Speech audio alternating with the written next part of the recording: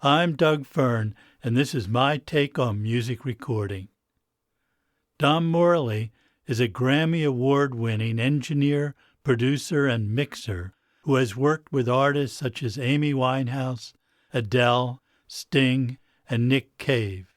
He also is in demand as an educator and lecturer. I'm always interested in what motivated people to get into recording and how they broke into the business. I started by asking Dom about his early influences. The first big moment for me was when I was about 13, and I was into sort of chart music, which at the time was Michael Jackson's Bad album, Bon Jovi's Slippery When Wet, that kind of era. I was into chart music, and then I got an older brother, and he had borrowed a Pink Floyd cassette from a friend at school. And he went out, so I snuck into his room and nicked it and had a listen. And it was Wish You Were Here. And in that hour, everything changed in that I was aware of what music was and what it could be and how it could make you feel and where it could take you, you know, all those things that I'd never felt before. So I dived into Pink Floyd from that point, and that's where I really got into music. The next step for me was there's an album by the Pixies called Surfer Rosa. And that album made me form a band because the way it's sort of produced, it's very kind of raw Steve Albini thing where it sounds like four people in a room and you hit record because that's exactly what happened. So I guess I was 14 at that point, 14, 15 maybe. To me, that made me think, well, that's four people in a room playing. Like I could do that. So formed a band with some friends, and obviously we were awful, but we started out with a cassette player in the middle of the room trying to record what we did, and then I bought a 4-track, and then I bought an 8-track, and I much preferred doing that and sort of playing with those things than I did the being in a band doing gigs. That sort of stuff didn't really interest me, but I did love recording us, and I bought an Atari ST to sync up MIDI with my reel-to-reel 8-track, and this was, I guess, the mid-90s, early 90s, mid-90s. So that was kind of the bedroom technology of the day, really. So that I loved. And then I went to the library, and because this is obviously pre-internet, I went to the library and got a book out about jobs in music and audio, and saw this job of sound engineer working in studios. So I was like, well, that's exactly the bit I love. That's the thing I want to do. That was the procession of events that went from not being involved, being a piano player at the age of 12 to wanting to get a job in a studio. Obviously, music was important to you even before you had this sort of transition to the engineering part of it. You know, was music an important part of your family life, or was this something you pursued on your own, you and your brother? Or how did that happen? Well, it was, yeah. I mean, both my parents are musical. My dad plays guitar, and I've got early memories of him and his mate playing Secondhand News from the Rumours album, because Rumours was big. You know, that came out when I was about 2, so that was big when I was little. So, and they listened to that loads. So there's that. And my mum plays the piano, and it was actually her playing Scott Joplin, which she used to play a lot, which made me want to learn how to play the piano. When I was about 5, I started getting very sort of basic piano lessons because in my mind I wanted to play, you know, Maple Leaf Rag and The Entertainer and stuff like that. That's what sort of turned me on to music. So yeah, I guess from then. And then as a kid, I played piano, and then got into bass when I was a teenager.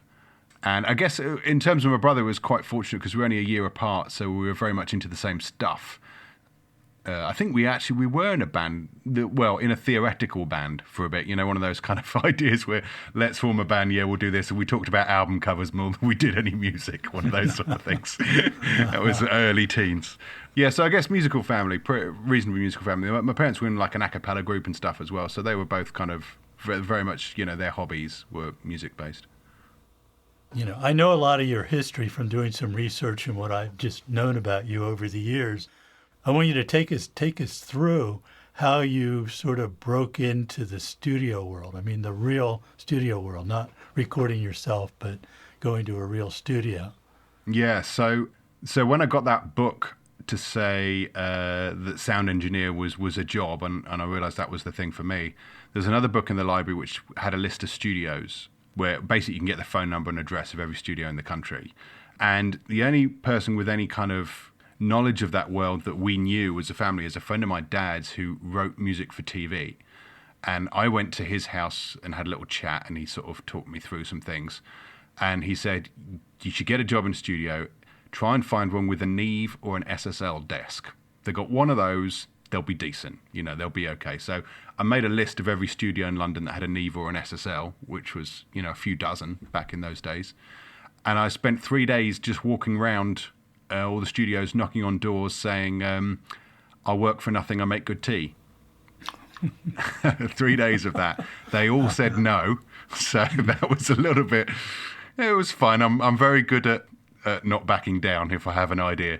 So then I went to Birmingham as the next biggest city in the UK and or in England anyway, and I did the same there. And then there was a studio. The first one I came to said, "Yeah, right, we'll see you on Monday."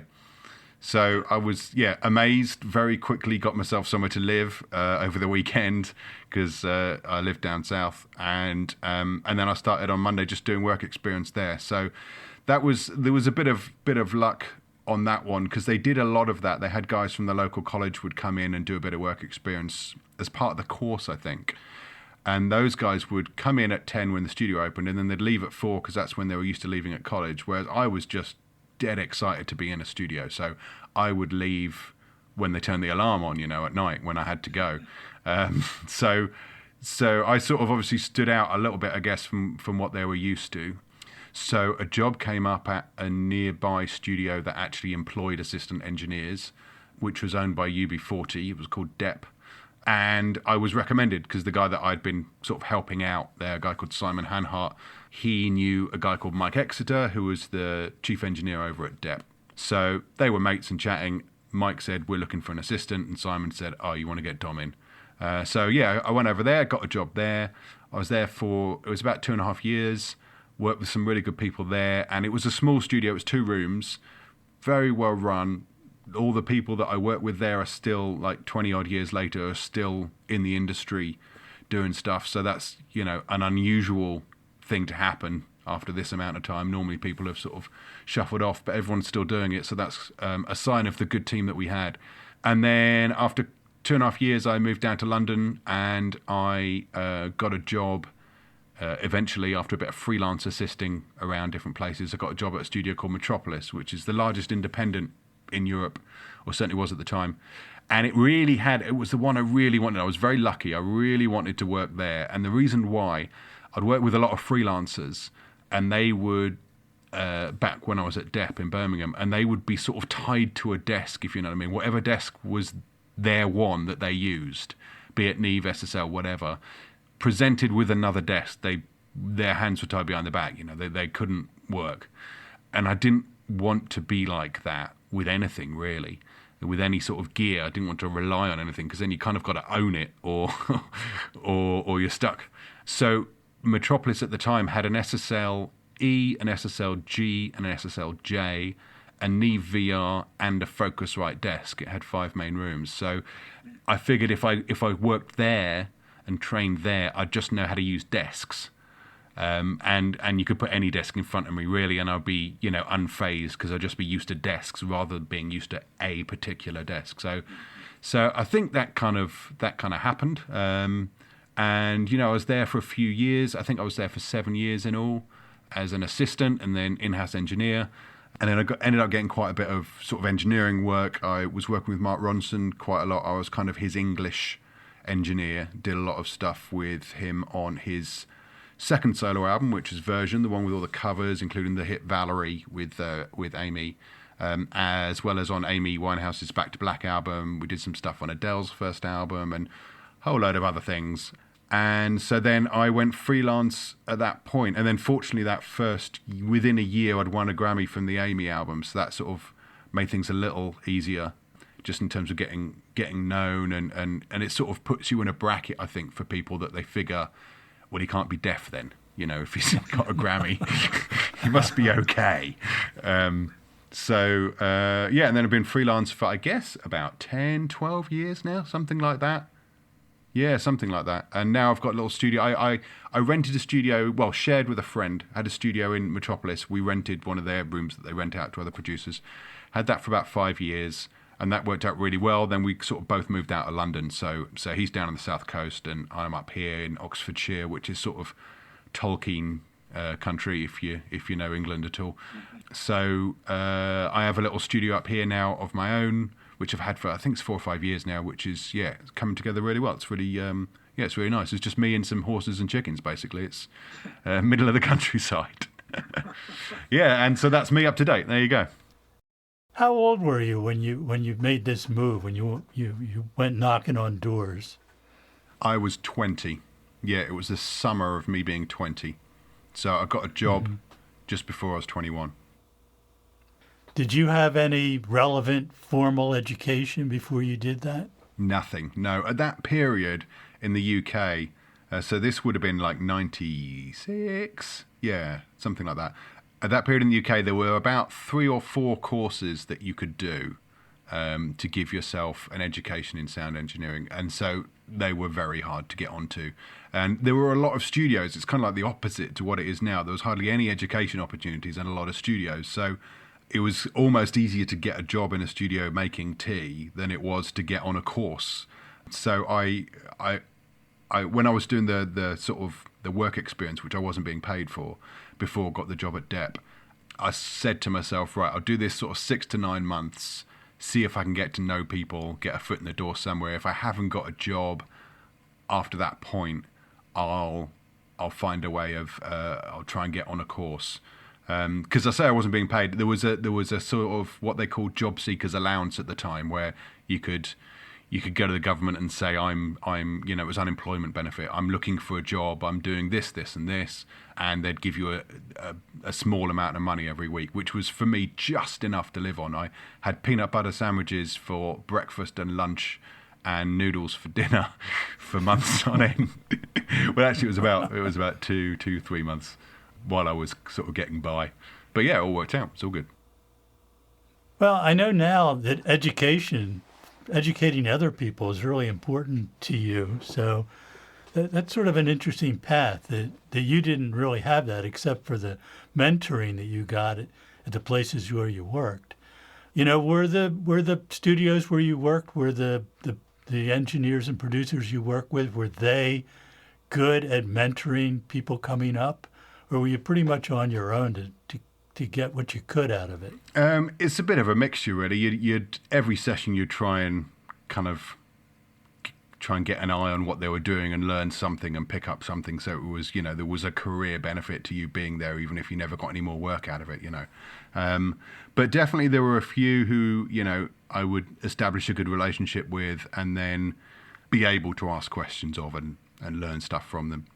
Yeah, it's a difficult one. I've got into education because, partly because I like doing different stuff. I like having a kind of varied schedule rather than just sort of sat in this one space every day for the rest of my life. But it's because I see that kind of disappearing, that way of learning. I learned off other people who had been doing it for 20 years longer than I had, and I had the benefit of their experience applied to what I knew.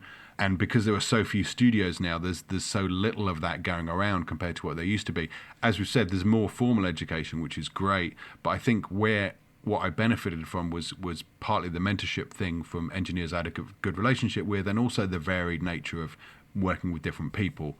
So that's why I've got in as just another voice, really, in people's education experience that they can learn from what I've learned from. So I do guest lectures around universities, and I do, I've talked at the NAMM Show for the past couple of years and was booked in for the next Winter NAMM, but I don't think that's going to be happening now.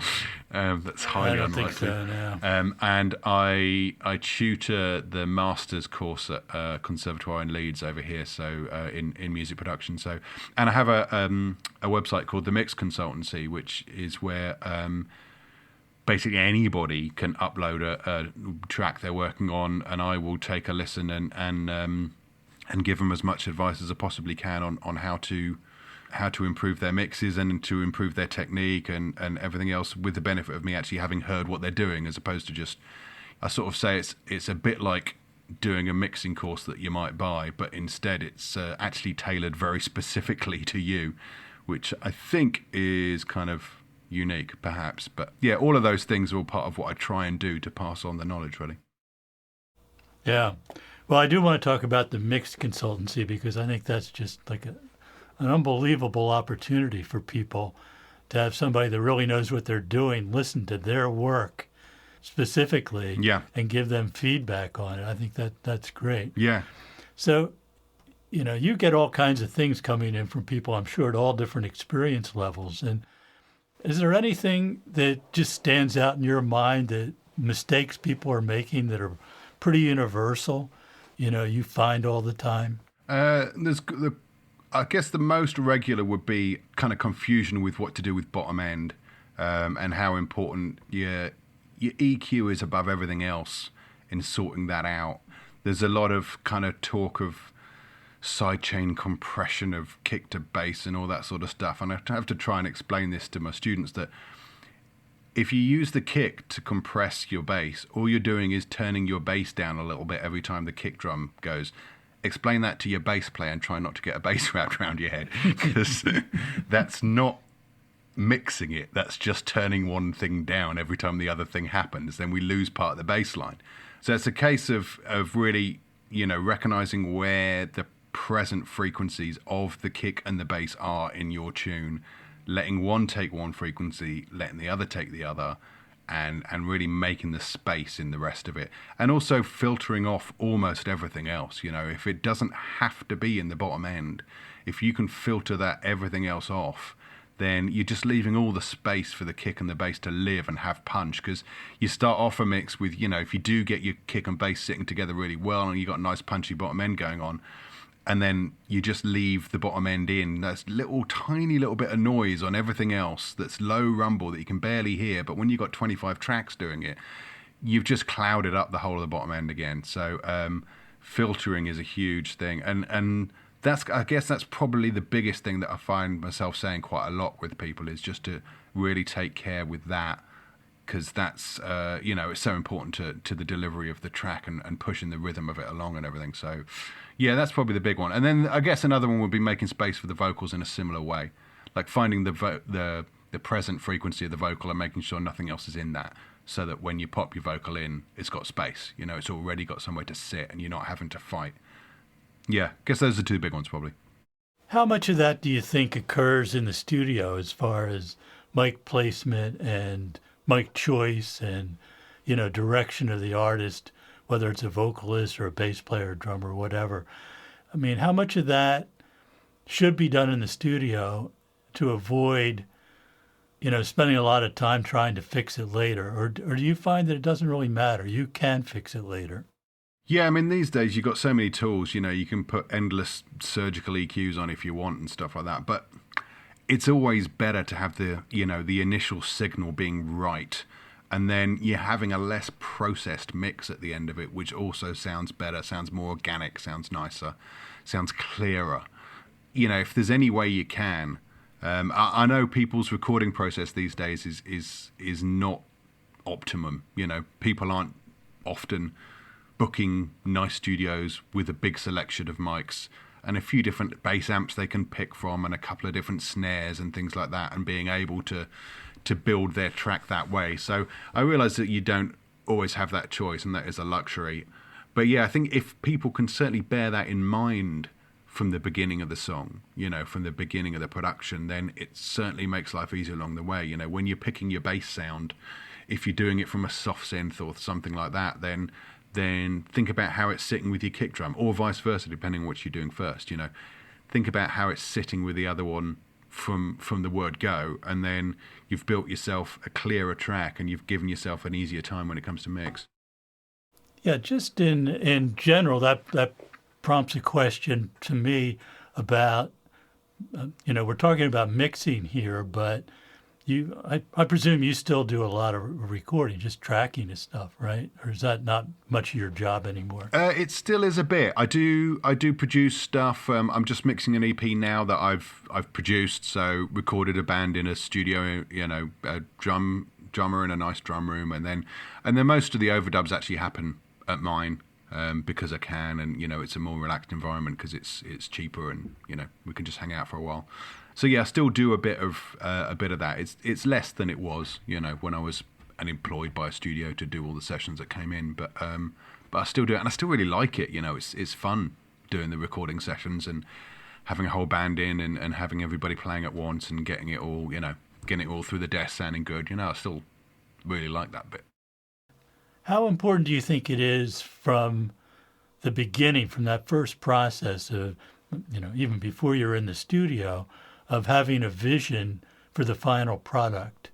Is that totally necessary, or do you think you can sort of let the thing grow organically and then figure out what to do with it later? What's your position on that?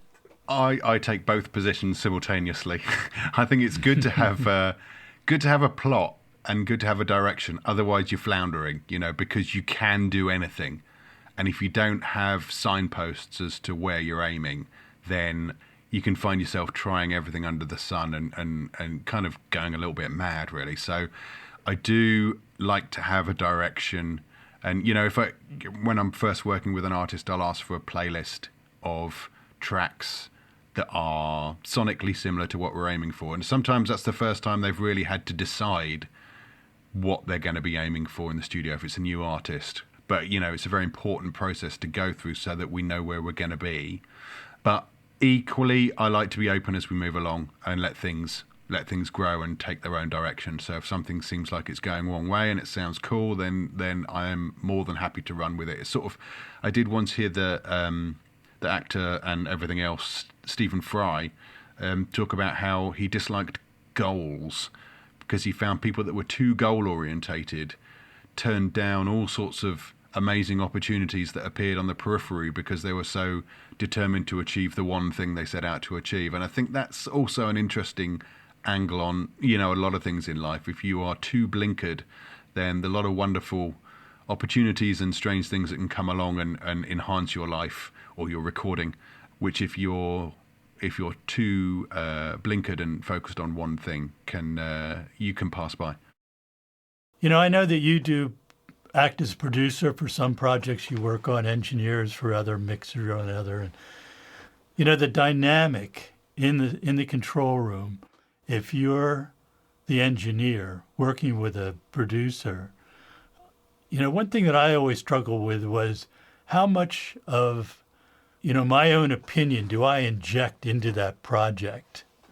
And I wonder if you could give some insight from your experience. Yeah. So if you're not the producer and therefore that's not your job, to have that overall say, I would, as an engineer, I would restrict my opinion injecting to purely sonic suggestions framed within what they've told me they're aiming for.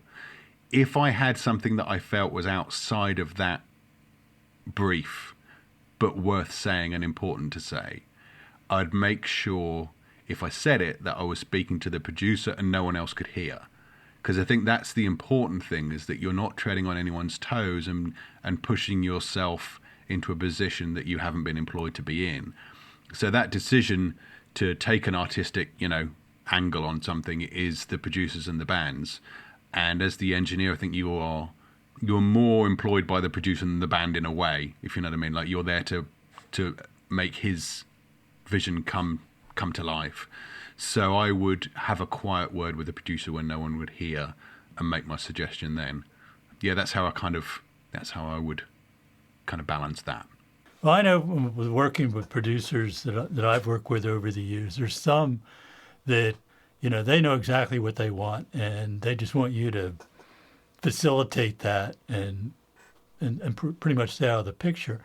But I've also had producers where I was sitting there thinking, man, this is going the wrong way. Should I say something? Should I not?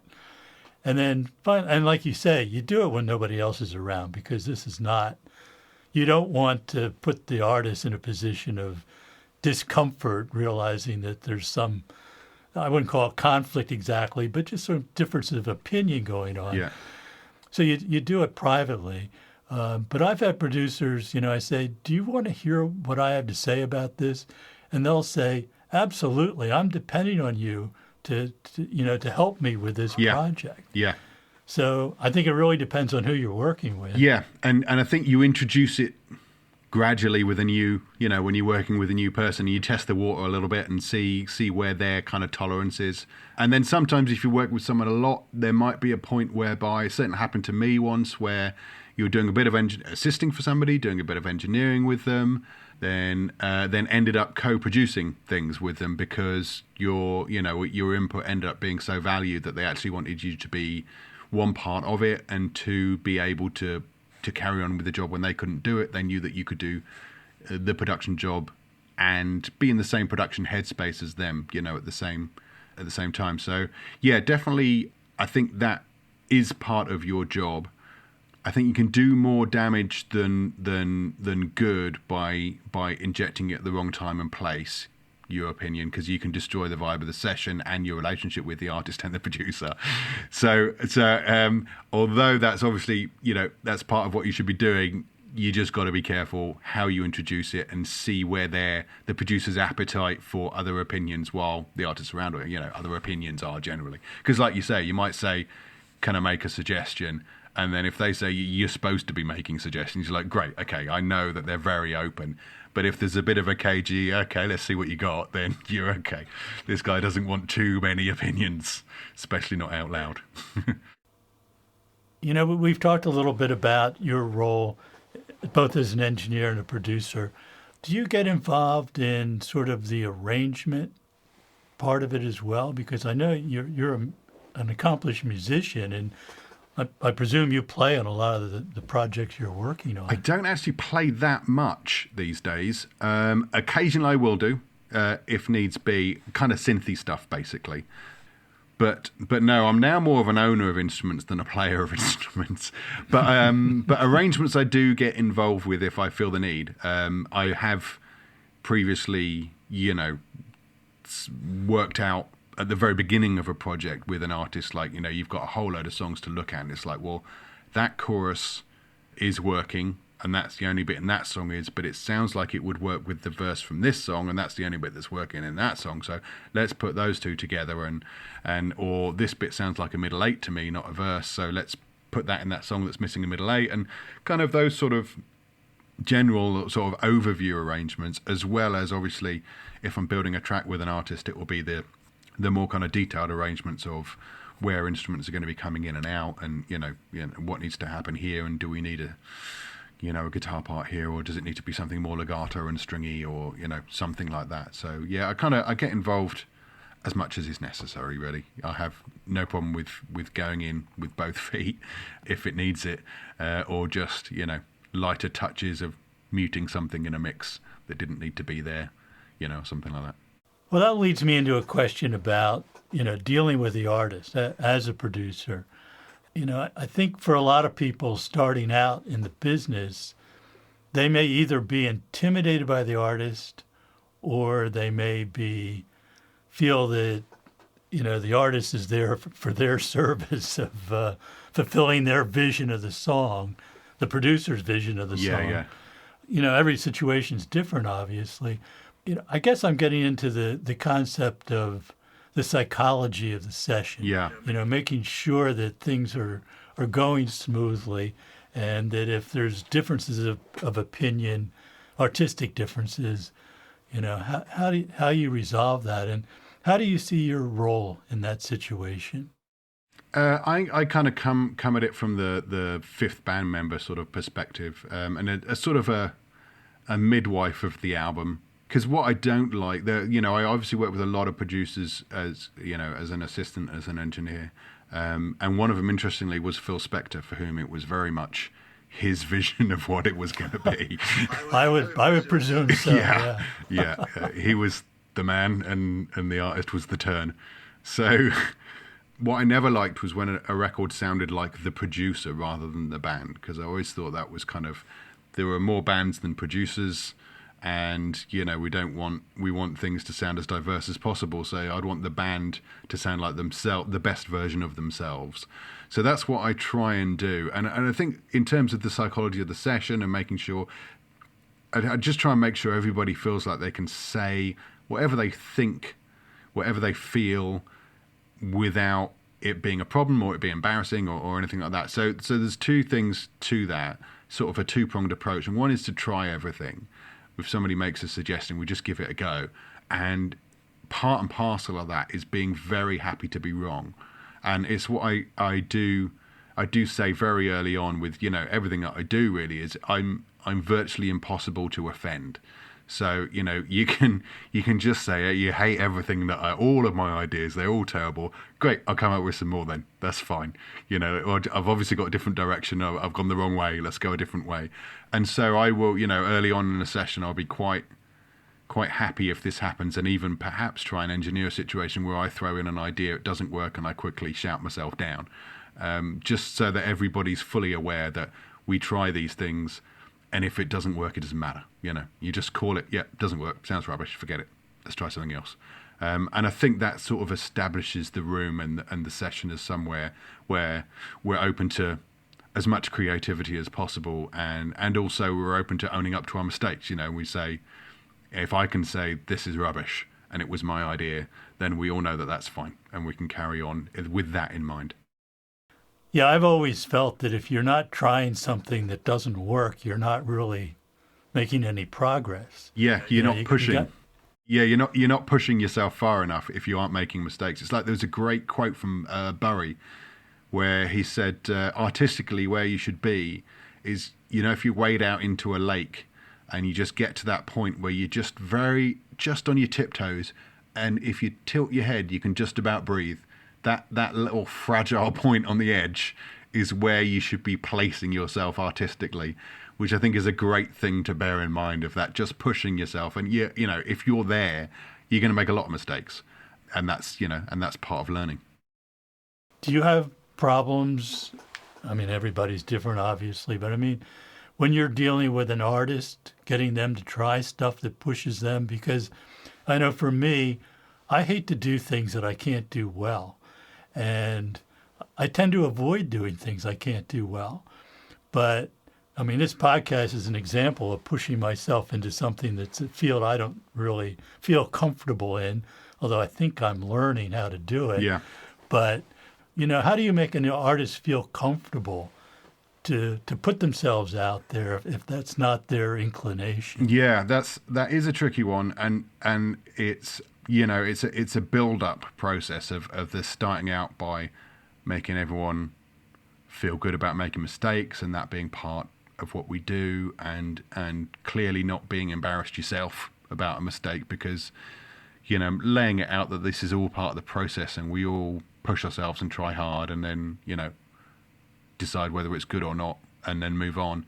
So, yeah, I do see one of my big things that I enjoy. I was chatting to an artist I was working with recently that I've worked with a lot, so I can sort of say this with him, is I really enjoy that bit when you're working with like a singer, and I push singers pretty hard emotionally, not necessarily technically, but I just, I want to know what emotion I'm supposed to be feeling when I hear the song. So we talk about that before we start. I'll read the lyrics, but just want to make sure I've got the right emotion that's being delivered.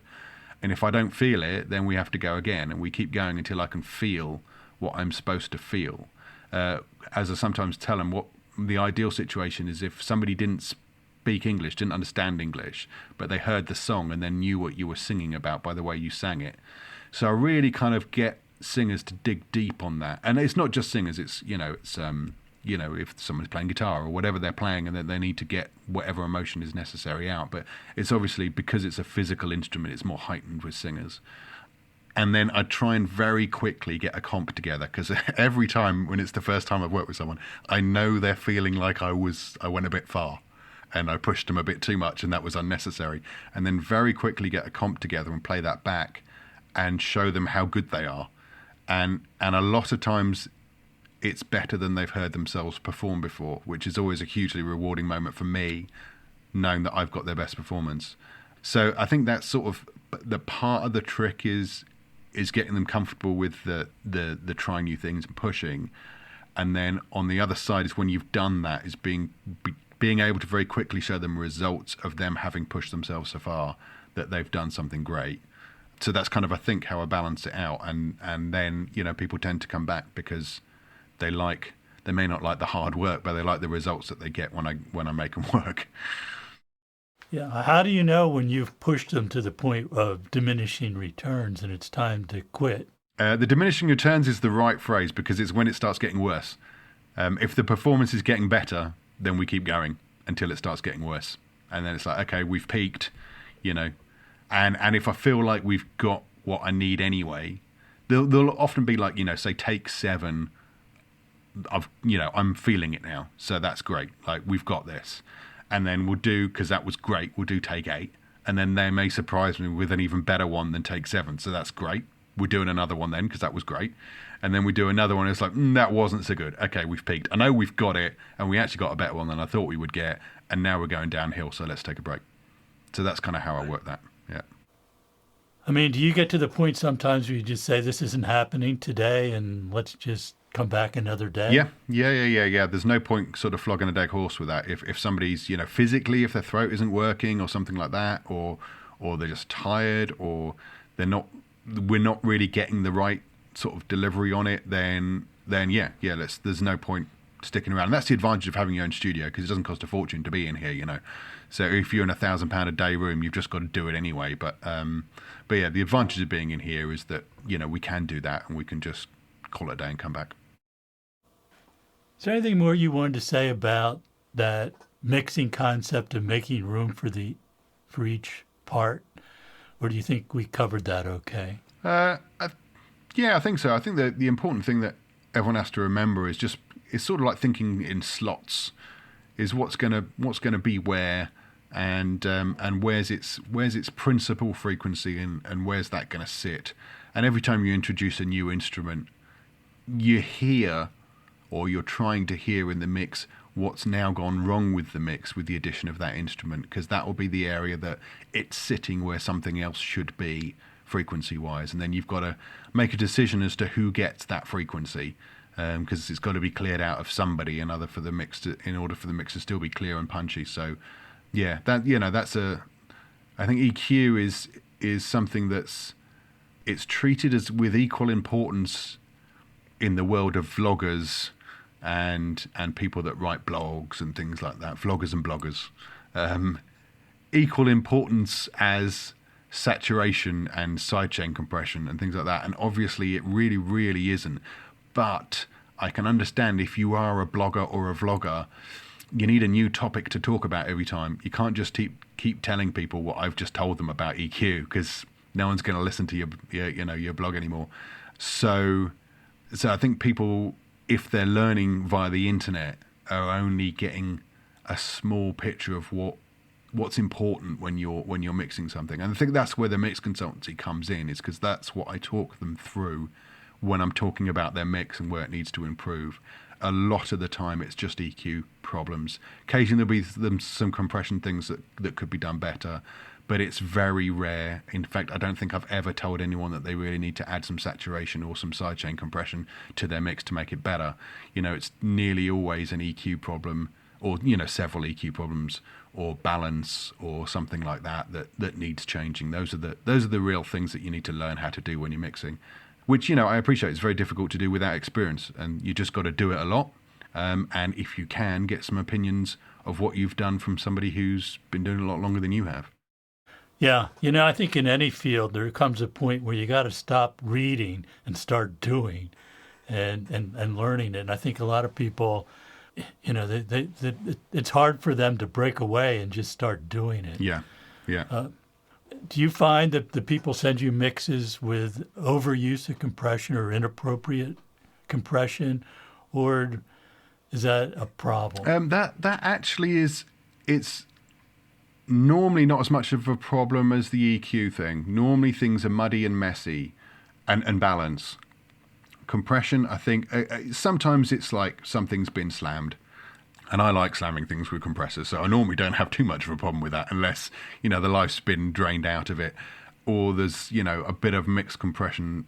Like if somebody's working on a dance tune or something, then there's that little bit of extra mixed compression that can actually move a room when it's being played in a club, that you don't notice so much when you're listening on speakers or headphones, you know. So there's little bits like that. and control of the dynamic of something rather than kind of a squishing of a part. So, but sorry, I haven't really explained myself very well there. So instead of controlling the dynamic of an instrument across a song, you're controlling the dynamic of an instrument per hit, if you know what I mean. So you're using your compressor to shape the sound rather than instead of using automation on the fader, you know. So that's kind of what I do try and get across, you know, which I do actually, having just said things about bloggers, I do have a blog on my website on themixconsultancy.com, and I do go on about that a little bit so people can read up on that if they want to go there and see me go into depth about it. But yeah, those are the few little things on compression, but that's less. I think people have got more of a handle on that, or at least they've got more of an idea when they've gone badly wrong than they do when the EQ's wrong, I think. That's how it seems with the things I get through anyway. Do you find people utilize automation and clip gain effectively in their mixes, or do you think that's an area that they could improve as well? Yeah, definitely. I think the thing is, it's not enough. People aren't using them enough. I think it's easy and lazy and wrong to use a compressor to do your volume rides for you, because what you don't want is on the loud bit for thing to just be more compressed and on the quiet bit to be not compressed at all. You know, you should get those bits sorted out with your clip gain or with an automation fader before, so your compressor is really just looking after the punch of the sound. So a story I quite often tell at universities is Andy Wallace. I saw a little bit of his, I don't know, it was a mix with the Masters or one of those kind of little video clips of him. And he's an incredible mixer of guitar music. And he was explaining how he generally takes him about 40 minutes to get the EQ, compression, and balance of a mix right. So that's the bit that takes everybody else a day. But Andy Wallace has been doing it forever. And he's got a load of assistants that do certain things. So it takes him about 40 minutes to get the EQ, compression, and balance right. And reverbs and everything else is all good. But a mix will take him 10 to 12 hours. So the other sort of 9 to 11 hours, he's just doing automation. He's making the mix move the way it needs to move, and every single element of it is doing that. And that takes a lot of time to get that level of detail going. So that's the thing that surprises a lot of students, I think, is they don't realise that bit that took Andy Wallace 40 minutes and that probably takes you a few hours, that's not mixing, that's preparing to mix. You've set up for it, everything's sounding good, well done, but now you need to make the song move. And that's really where you're turning from something that sounds all right into something that sounds great and moves people. So the other story on that is back when I was an assistant, if there was one of the world's biggest mix engineer, one of those kind of gang would come in, and occasionally would get someone like that come in, and then there was probably like 6 assistants that were working in the studio at the time, which was great. You know, it's great to be in a community of people that are all on a level with you like that. And so whoever was assisting that guy would all be like haranguing him, saying, "What's he doing? You know, what tricks has he got? Why is he so great? You know." And there would always be this little mime of very slight moving of all your fingers, which was a sort of mime of just sitting on the faders, making them all move very slightly all at once.